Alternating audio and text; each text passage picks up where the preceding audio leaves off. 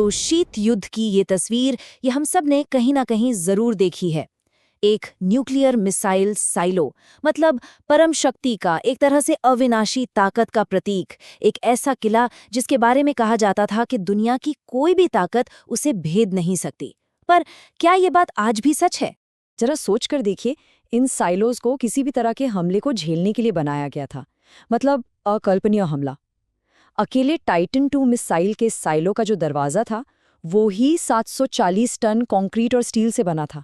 ये वाकई में इंजीनियरिंग का एक कमाल है।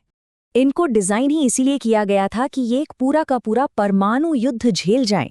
लेकिन आज का सबसे बड़ा और अहम सवाल ये है, क्या ये एक पारंपरिक, मतलब कि एक नॉन न्यूक्लियर हमले का सामना कर सकता है? और इसी एक सवाल ने, आप समझिए, सब कुछ बदल कर रख दिया है। तो चलिए इस कहानी में थोड़ा और गहराई से उतरते हैं और शुरुआत करते हैं उस सोच से, उस मिथक से जिसे अजेय किला कहा जाता था। एक ऐसी धारणा जो शीत युद्ध के दौर में बनी और मजबूत होती चली गई। ये साइलोस कोई मजाक नहीं है, ये सच में इंजीनियरिंग के नायाब नमूने हैं। जैसे मिनटमैन मिसाइल का दरवाजा ही 110 टन का होता है। ये जबरदस्त दबाव झेलने के लिए बनाए गए हैं। और अंदर जो मिसाइल या दूसरी चीजें हैं, उन्हें बड़े बड़े स्प्रिंग्स पर रखा गया है ताकि जमीन के कांपने का असर कम से कम हो। इनका मकसद सिर्फ एक था कि अगर परमाणु हमला हो भी जाए तो उसके बाद भी ये जवाबी हमला करने के लिए तैयार रहें। और देखिए, दशकों तक तो यही माना जाता था कि इतने मजबूत साइलों को तबाह करने के लिए सिर्फ एक ही चीज है, एक परमाणु बम। और ये वो लाइन थी, वो हद थी जिसे कोई भी देश पार नहीं करना चाहता था, क्योंकि सब जानते थे कि इसका नतीजा होगा पूरी दुनिया का विनाश। लेकिन अब वो पुरानी बातें, पुरानी धारणाएं टूट रही हैं और एक बिल्कुल नई हकीकत हमारे सामने आ रही है। हाल के एक शोध ने इस अजेय किले के कवच में एक बहुत बड़ी दरार का खुलासा किया है। हुआ ये है कि एक नई तकनीकी मूल्यांकन ने पुराने सारे तर्कों को, सारी सोच को पूरी तरह से पलट दिया है। अब इस किले को भेदना मुमकिन है, और सबसे बड़ी बात, वो भी बिना किसी परमाणु हथियार के। तो फिर राज क्या है? इस किले को तोड़ने का राज ज्यादा बड़ा या ताकतवर बम नहीं है, नहीं।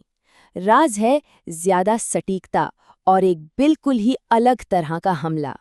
तो चलिए अब इस पूरे विश्लेषण के सबसे जरूरी हिस्से पर आते हैं कि ये नए हथियार आखिर काम कैसे करते हैं और एक साइलो को नष्ट करने के पीछे का असल विज्ञान, असली मैकेनिज्म है क्या। तो सबसे पहले ये बात समझनी होगी कि मकसद साइलो के कंक्रीट और स्टील के ढांचे को बाहर से तोड़ना है ही नहीं। सच पूछिए तो ये लगभग नामुमकिन भी है। असली खेल कुछ और है। देखिए, 1981 की एक स्टडी ने दशकों पहले ही असली कमजोरी की तरफ इशारा कर दिया था। खतरा बाहर से नहीं, खतरा तो अंदर मौजूद नाजुक मिसाइल को है। हमला कुछ ऐसा होना चाहिए कि मिसाइल खुद ब खुद अंदर की दीवारों से टकराकर नष्ट हो जाए। इसको ऐसे समझते हैं, मिसाइल और साइलो की दीवार के बीच थोड़ी सी खाली जगह होती है। इसको तकनीकी भाषा में रैटल स्पेस कहते हैं। और यही छोटी सी जगह जो उसकी सुरक्षा के लिए थी, आज उसकी सबसे बड़ी कमजोरी बन गई है। रैटल स्पेस मतलब वो गैप जिसमें मिसाइल हिल डुल सकती है। अब सोचिए, अगर जमीन को बहुत जोर से हिलाया जाए तो क्या होगा?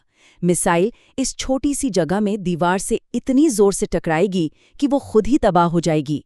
बिल्कुल वैसे ही जैसे किसी अंडे को जोर से हिलाने पर उसकी जर्दी अंदर ही टूट जाती है।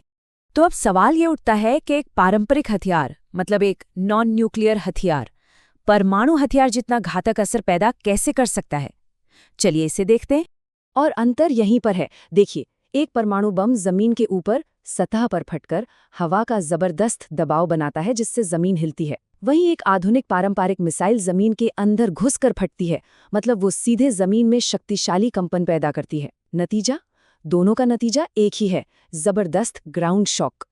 अच्छा, जब हम साइलो की कठोरता या हार्डनेस की बात करते हैं तो इसका मतलब उसे कुचलने के लिए जरूरी ताकत नहीं है।